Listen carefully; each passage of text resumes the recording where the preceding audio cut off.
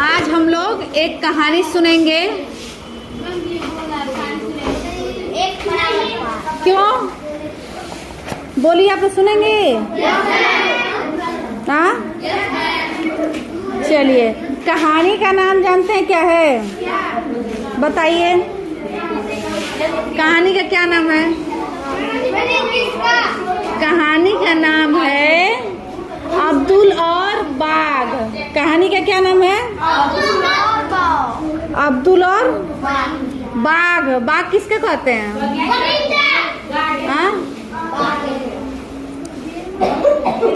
जब एक बाघ जम्बी सल्तनत पर हमला करता है तो सुल्तान का एक मंत्री अब्दुल, सुल्तान का जो मंत्री रहता है उसका क्या नाम रहता है? अब्दुल। उस पर काबू पाने की ठान लेता है। जब अब्दुल थोड़ा अनाड़ी है और थोड़ा लापरवाह भी है, इस वजह से जम्बी के सुल्तान उसे यह मौका आसानी से नहीं देते हैं। क्या अब्दुल बाघ को काबू में कर पाएगा? कहानी में क्या करना है? अब्दुल यही देखना है कि क्या अब्दुल बाघ को काबू में कर पाएगा? क्या वो अभी दूसरे मंत्रियों की तरह असफल होगा? बताइए, अब्दुल बाघ को काबू कर ले गया या दूसरे मंत्रियों की तरह वो भी असफल रहेगा? ठीक है। इस कहानी के लेखक हैं त्यास विद्यार्थी।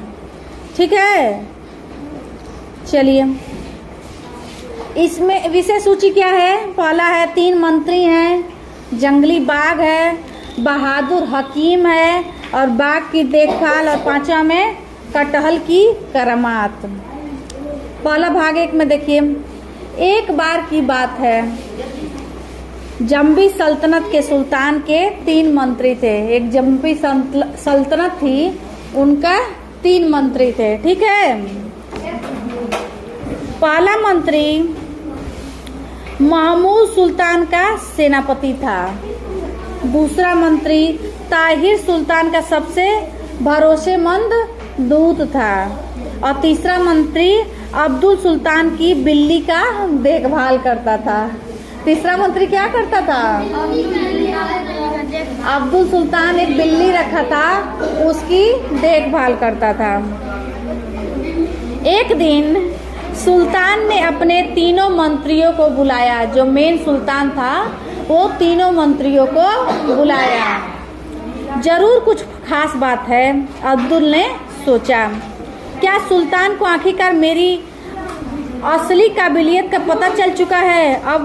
अब वे मुझे जरूर कुछ बड़ा काम सौंपेंगे। कौन सोचता है? अब्दुल सोचता है, जो बिल्ली की देखभाल करता है। ठीक है। गांव का एक आदमी भी सुल्तान की सभा में हाजिर था।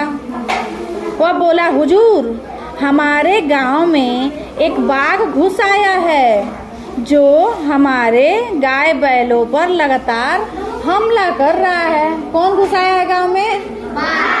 और गांव की गाय भैंसों को क्या कर रहा है? हमला कर रहा है। सुल्तान ने अपने मंत्रियों की ओर देखा। क्या किया? मंत्रियों की ओर देखा। इस बाघ पर तुम में से कौन काबू पा सकता है? जो सुल्तान ने 3 मंत्री रखा था, तो तीनों मंत्री की ओर देखा, पूछा, इस बाघ पर कौन काबू पा सकता है? मैं यह कर सकता हूँ हुजूर, अब्दुल ने कहा। किसने कहा? अब्दुल ने। मैं बिल्लियों के बारे में सब जानता हूँ। मगर सुल्तान ने फट से अपना सिर हिलाया। कैसे किया? सिर हिलाया। महमूद बाघ का सामना करेगा, वह सबसे बलवान है। अब्दुल निराश हो गया। अब्दुल क्या हो गया? अब्दुल को मना कर दिया कि नहीं, तुम नहीं कर पाओगे, महमूद करेगा।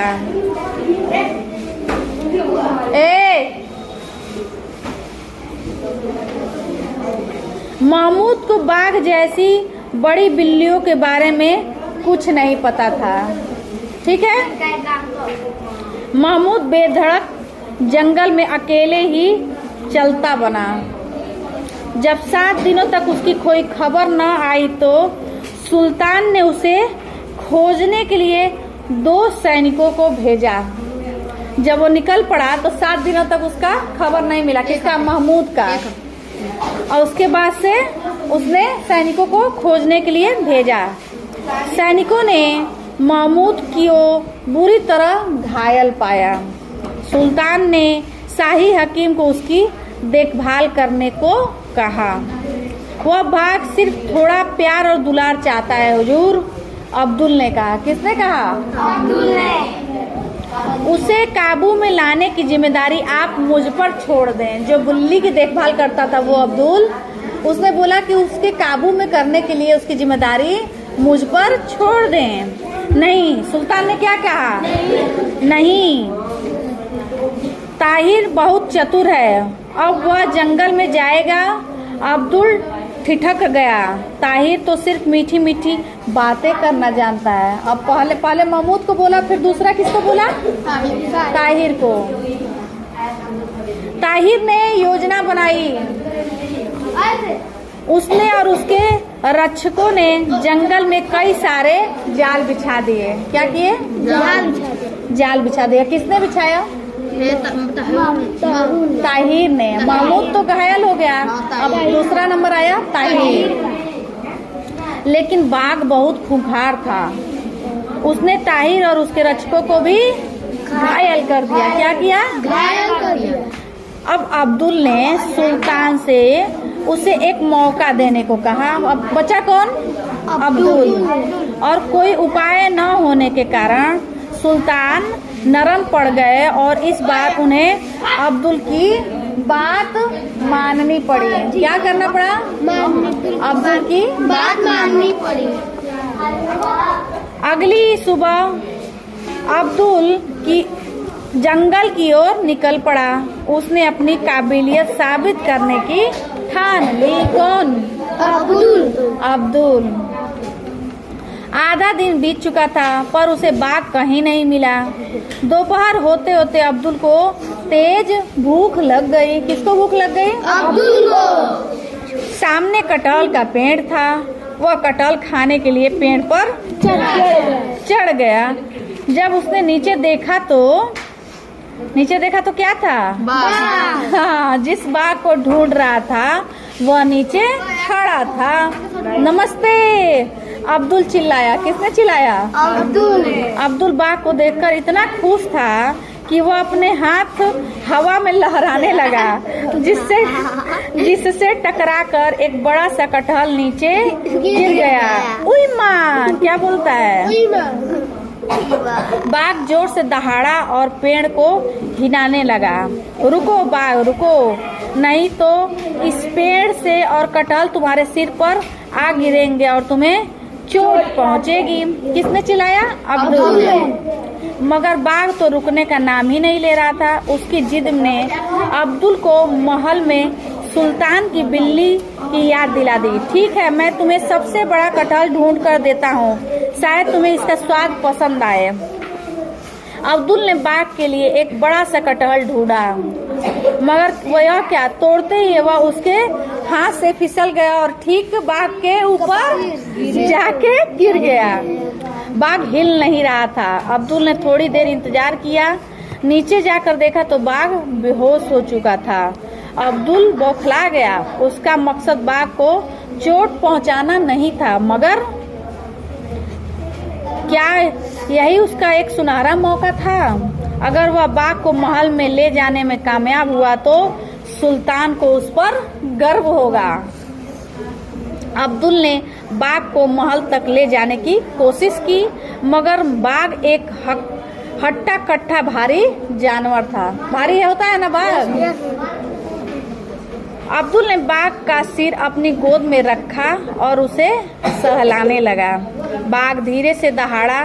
डर के मारे अब्दुल के हाथों से बाघ का सिर छूट गया और जमीन से जा टकराया। बाघ फिर से बेहोश हो गया। अब्दुल को बाघ पर दया आ रही थी। फिर उसे याद आया कि चोट लगने पर सुल्तान की बिल्ली कितनी चिड़चिड़ी हो जाती थी।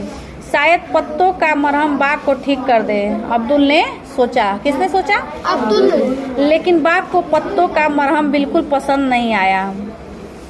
अब्दुल ने जब बाघ के हाथ पैर बांध दिए, माफ करना बाघ। किसने बोला? अब्दुल ने। हाँ, यह सब मैं तुम्हारे भले के लिए कर रहा हूँ। बाघ का इलाज करना आसान नहीं था, खासकर जब तब अब्दुल ने गलती से उसकी पूंछ पर पैर रख दिया हो या उसकी नाक निचोड़ दी हो। अब भाग चाह रहा है बाघ की देखभाल। अब्दुल किसकी देखभाल करता है? बाघ की देखभाल करता है। जंगल में उसे कितने दिन हो गए होंगे, अब्दुल ने याद करने की कोशिश की। वह हैरान था कि सुल्तान ने उसे ढूंढने के लिए अब तक सैनिक नहीं भेजे थे। क्या सुल्तान को उस पर इतना भरोसा था? अब्दुल को जंगल में जो कुछ भी मिलता वह खा लेता। ज़्यादातर वह पके हुए कटहल ही खाता था। जब भी अब्दुल बाघ से कटहल खाने के लिए कहता, बाघ के तेवर चढ़ जाते थे। बाघ क्या कर जाता था? गुस्सा आ जाता था। बाघ के लिए खाने को और कुछ नहीं था। दिन बीतते गए और अंत में भूखे बाघ को कटहल का स्वाद चखना ही पड़ा। क्या चखना पड़ा? कटहल का स्वाद। वाह, यह तो बहुत स्वादिष्ट है। बाघ का घाव अब भर चुका था। अब्दुल ने बाघ के हाथ पैर खोल दिए, मगर बाघ अभी भी लंगड़ा कर चलता था, इसलिए अब्दुल ने उसे अकेला नहीं छोड़ा। अब्दुल उसे खाने के लिए रोज कटहल ला कर देता और धीरे धीरे उन दोनों में गहरी दोस्ती हो गई। किसकी दोस्ती हो गई? अब्दुल और बाघ। बाघ अब पूरी तरह से ठीक हो गया था। अलविदा कहने का समय आ गया, मतलब वो जाने का समय आ गया था। अब्दुल खुश था, लेकिन वह कुछ उलझन में भी था। वापस जाकर वह सुल्तान को क्या बताएगा? उसके पास बाघ को काबू में करने का कोई सबूत तो था ही नहीं। था सबूत कोई? नहीं ना। महल लौटते समय, 5वां भाग हम लोग पढ़ रहे हैं। महल लौटते समय अब्दुल ताहिर के लगाए हुए एक जाल में फंस गया। अरे रे, देखो हमारी मुलाकात एक बार फिर हो गई है, अब्दुल ने मजाकिया अंदाज में बाघ से कहा। वह हिचकिचाया। हमेशा मुसीबत मोल लेते हो, बाघ बड़बड़ाया। बाघ ने रस्सी खोल दी। अब्दुल धम से नीचे गिर पड़ा। यह था कटहल से मेरे सर पर चोट पहुंचाने का बदला, बाघ ने कहा। चलो मान लिया, अब्दुल ने कहा। वैसे बाघ ने कहा, मेरे घावों को ठीक करने के लिए मैंने तुम्हें अब तक शुक्रिया अदा नहीं किया। हैरान अब्दुल ने झटपट दिमाग लगाया और बाघ को अपनी इच्छा बताई। बाघ ने उसकी बात को मान लिया। वह अब्दुल के साथ महल जाने के लिए राजी हो गया, लेकिन एक शर्त पर। शर्त क्या थी? गांव वाले अब्दुल को बाघ को देख हैरान हो गए। सुल्तान भी बिल्कुल चौंक गए। तुम अब तक जिंदा हो? सुल्तान ने चकित स्वर में पूछा। तुमने इस खूंखार बाघ पर काबू कैसे पाया? अब्दुल ने समझाया कि अब यह बाघ गांव वालों को कोई नुकसान नहीं पहुंचाएगा। वह बदले में बस एक चीज चाहता है, कटहल। क्या चाहता है? कटहल। यह तो कोई मुश्किल मांग नहीं है, सुल्तान ने कहा। उस दिन से गांव वाले जंगल में कटहल लेकर जाते हैं, जंगल के राजा और उसके सबसे अच्छे दोस्त के लिए। जंबी सल्तनत के निवासी अब शांति से रहते हैं। आप लोग को ये कहानी कैसी लगी? अच्छी लगी। अब्दुल और बाघ की कहानी में मजा आया आप लोग को? चलिए।